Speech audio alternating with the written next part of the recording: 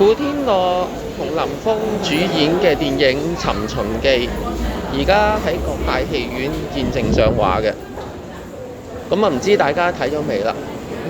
咁呢套電影呢，第一日呢，我即刻買飛去睇嘅。咁啊，適逢啦，呢套電影上映啦，咁呢，就喺海港城就有一個叫做《尋秦記》嘅電影展覽。咁咧個展期咧就係2025年啦12月24日至到2026年1月18日。咁啊地點咧就喺海港城美術館。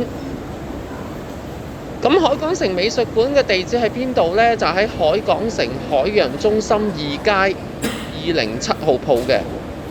咁呢個展覽係免費參觀嘅。咁展覽嘅時間呢，就係早上11點至到晚上9點嘅。咁呢個展覽入邊啦，一入到門口啦，就有兩個導演嘅評述啦。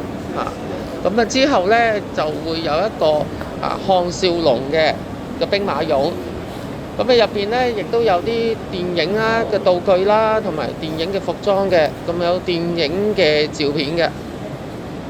咁本人呢，就採用一個一鏡嘅一縮過啦，希望能夠保留到成個電影嘅展館嘅展場，淨係完整性嘅。咁多謝大家收睇啦〜